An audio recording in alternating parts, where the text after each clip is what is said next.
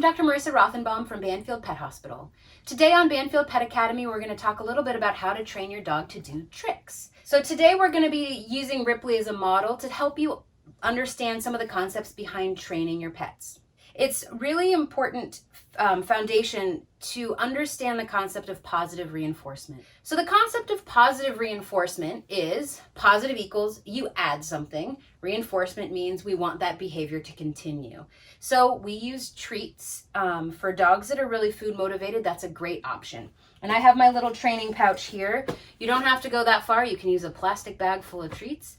I have always preferred to use a variety of treats because as they get accustomed to what's in there, if they've figured out, I don't like that treat so much, they may not want to do what you're asking them to do because it's not what we call high value enough for them to perform for it. And the high value is different for every dog. Always consider any food allergies before you add new treats to your dog's diet or to their routine. And then the other really important thing is to think about how many calories they're consuming. So she's in good shape. She lives with a toddler, so she gets lots of extra food. But if your dog is overweight or you're trying to keep their weight down so that they don't become overweight, you always want to consider what are the treats that you're using, or if maybe there are other ways that you can reward your dog without feeding them food. Other sort of lower calorie treat options, baby carrots or small pieces of carrot, sliced apple as well. And if you actually can look for some of those lower calorie treats. But just as an example, I'll show you again a single piece of kibble, very small in size. So that's the other thing is I'm not giving her huge beefy chunks of these treats. Here's another one. It's actually, roughly the same size as this piece of kibble. I don't know what to compare it to. I know you want them. Good girl. This is even bigger than I'd like, but these are so crumbly that you can't really break them much smaller. But I used to, with my last dog in particular, give her the tiniest little slivers, and she was so food motivated, it was really enough for her to be excited about it. So work within your dog's own special needs to make sure that you're giving them the right sort of treats. Last time on Language of Pets, we talked about how to give a dog, an unfamiliar dog, a treat. Building on that, we're going to talk about how to train them to do some other things. Now, when giving pets treats, you always do want to follow the same safety considerations. Some dogs are going to snap at treats more than others. I know in Ripley's case, she tends to be very gentle, so I'm going to be handing her treats with my fingers. But in a really, really excitable dog, or when she's actually very worked up, she does a little bit more of a nip. So it's really important to take that treat, open palm, and offer it without your fingers in the way so that they can't really get you. So we talked about positive reinforcement, and you'll see that hanging on my pouch here, I have a clicker, which you may have seen at most pet stores. They often sell them right there at the checkout. Clickers are fun. They're great. They're actually intended to say what you just did was great, and then you're marking that behavior or that action that they did, but the treat doesn't have to be in their mouth right away. So you're still able to reinforce the behavior without necessarily putting the treat in their mouth at the time. It is the food that is rewarding to them, but what you can do is what we call load a clicker to be a positive thing on its own, and it just says, great job, you'll get a treat later. In some cases, as dogs get further along, they don't need treats every single time. Ideally, the goal is that they will do what you're asking them to do without having to give them a treat all the time. That's a slow, long process. So in addition to having a clicker, because right now I know it's hard to get out and buy new things like clickers and it's not a high priority item, you can also use what's called a verbal cue. And I'll show you how to charge that verbal cue. The important thing when selecting a verbal cue is that it is easy to say and can be short and quick, because it's so important that you get the timing right to say that right there, that thing that you just did, yes. So I use the word yes. That was something that we had switched over to using when we went through a training course with her when she was younger. So she's already loaded and trained on yes, but I'm still going to walk you through how to load the verbal cue and how to load the clicker as well.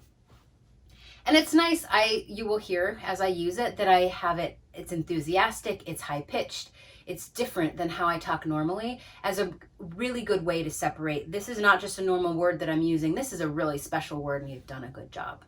So now we're going to start to try to train Ripley with a new behavior, and I am not sure that this is going to work, so we will see how this goes. But I'm going to use all the same concepts that I have talked about so far, including positive reinforcement, a vocal cue, which tells her that that behavior is what I want her to do, and the concept of luring, using a treat to help guide her to the direction that I want her to move.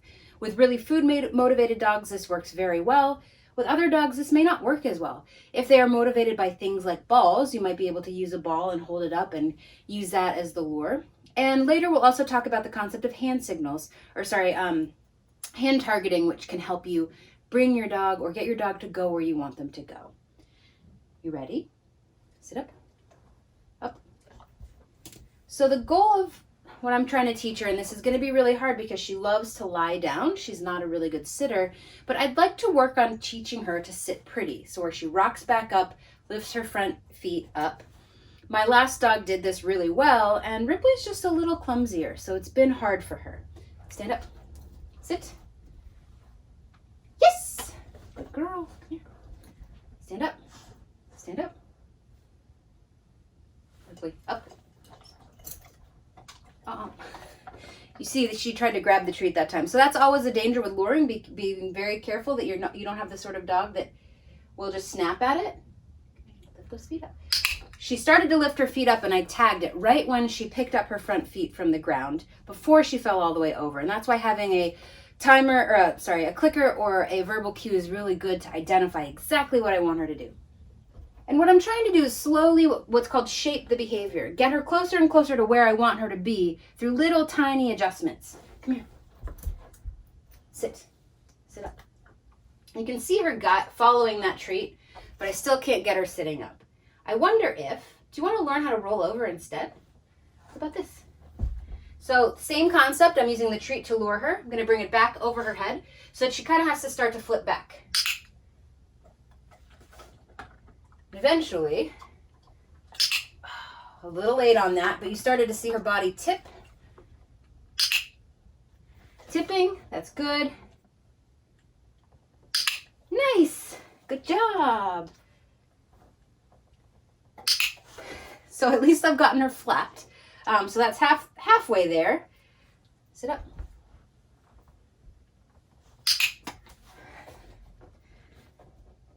You working on it? She's a good girl. Sit up. And I really like the position of her body now. And you notice that I clicked twice there? I marked two stages of the behavior to get her closer to where I wanted her to be.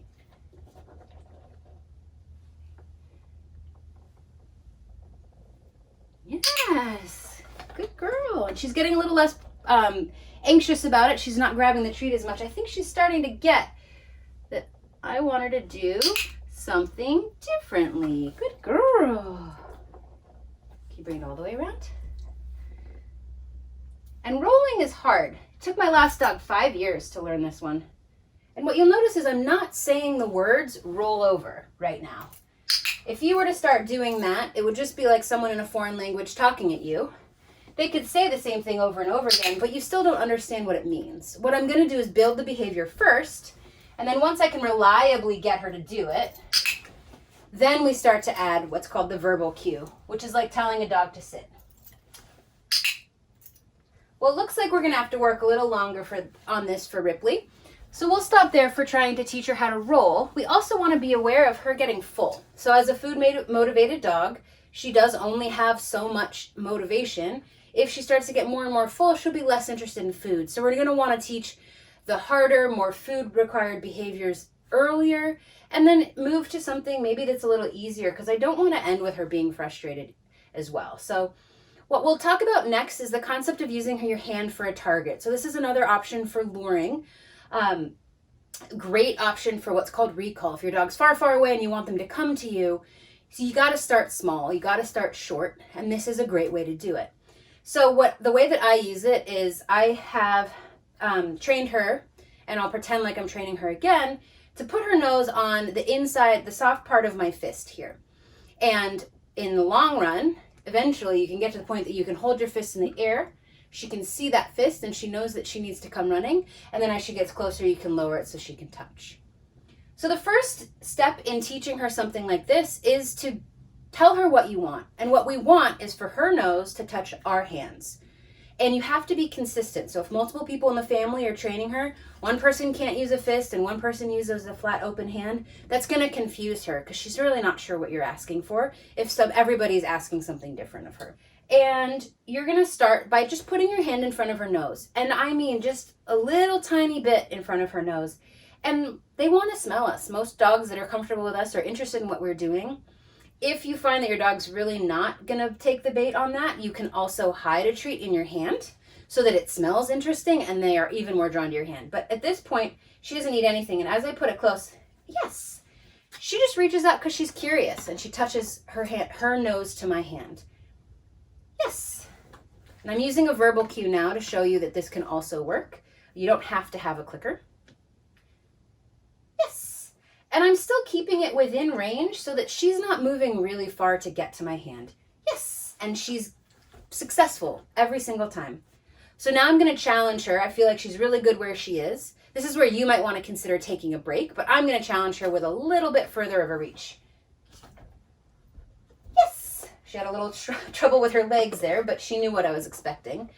And you might, as you're starting, want to consistently use one hand. She's gotten far enough along that I can also challenge her with both hands, left or right. Yes! And even though she got close, I did not give her that signal until she actually touched my hand with her nose. So we've talked a lot about how to train a behavior when they're willing to do what you want them to do.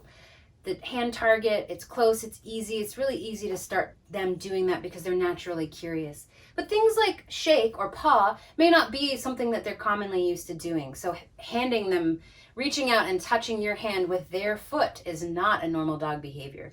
Ripley, can you sit up for me? So Ripley is trained on this behavior, but I'm going to try to show you how to work through that. And this is a great, after sit, usually a lot of people teach their dog sit, lie down, and then they move to some sort of shake.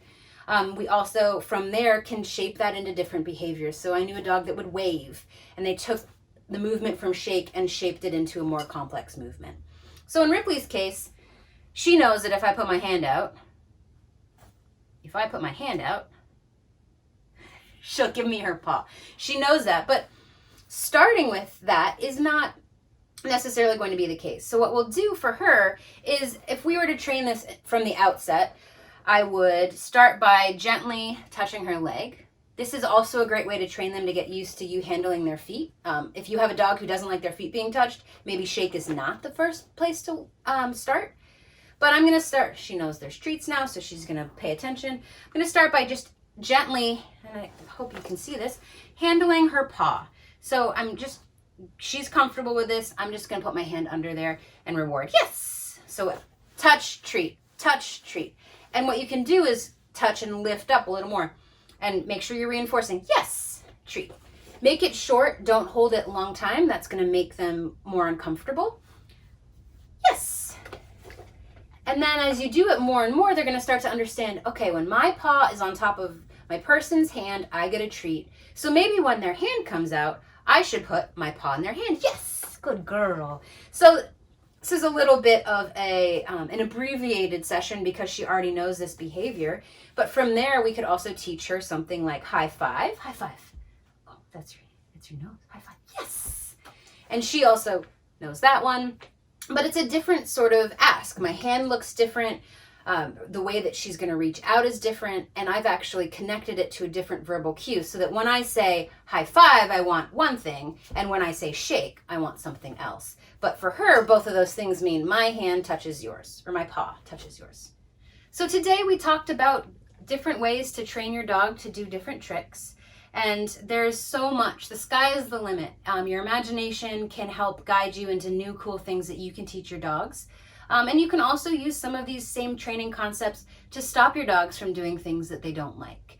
But more importantly, if you have problem behaviors, make sure that you're reaching out and asking your veterinarian questions. Make sure there's not a medical reason that they might be behaving a certain way, such as urinating in the house when they should be fully housebroken.